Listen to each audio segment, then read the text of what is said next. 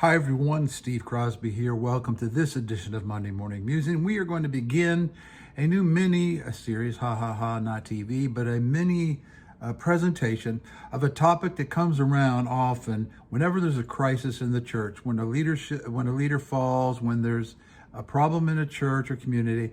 Everybody starts throwing around Matthew 18, Matthew 18, Matthew 18, Matthew 18. I've been a Christian for going on 50 years. It'll be my 50th year next year. And I have never heard a presentation of this passage in cultural context.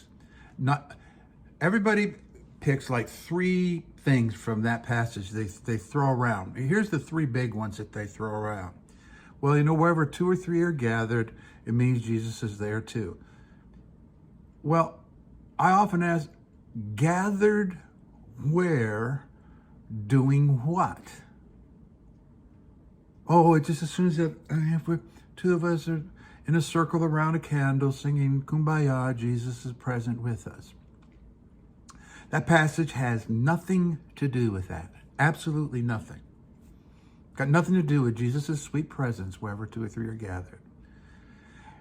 Another one that people address or use is the binding and loosing. Binding angels in heaven and binding demons in hell and binding this and binding that. It's a misunderstanding of the binding and loosing reference in that package. Excuse me. And the third one, and the biggest one, is that if you have an offense, you must go to your brother. So where Matthew 18 and the go to a brother, take a witness with you, then bring it before the whole church, becomes a very legalistic template for resolving all church conflicts. It's a mandatory. And that's also not what that passage means.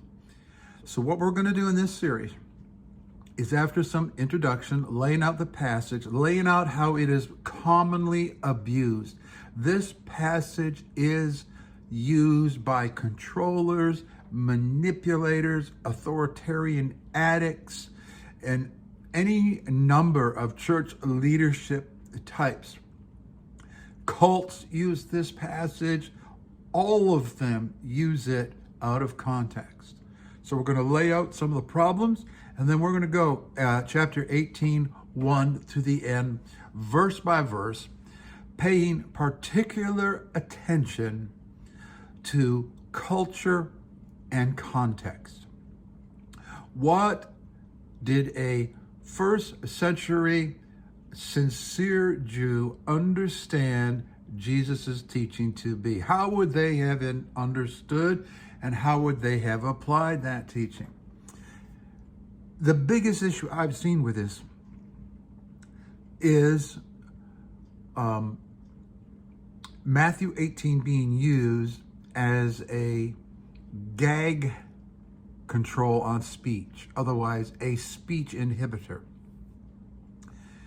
And whenever an issue comes up, controllers, abusers, will deflect addressing the issue based on supposedly improper protocol of Matthew 18,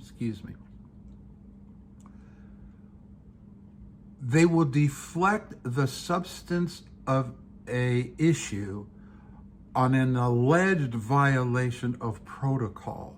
Well, you didn't go to your home leader first. I know churches where this happens. If you have an issue, you've got to bring it to your home leader first. And then you bring it to the regional leader first. And then they bring it to the associate pastor. And then the associate pastor brings it to the senior pastor. And you may never even get to talk to the senior pastor. But if you don't do each one of those steps, they won't even listen to you. They'll dismiss you. You haven't followed Matthew 18. You haven't followed Matthew 18. That gets repeated over and over and over and over and over.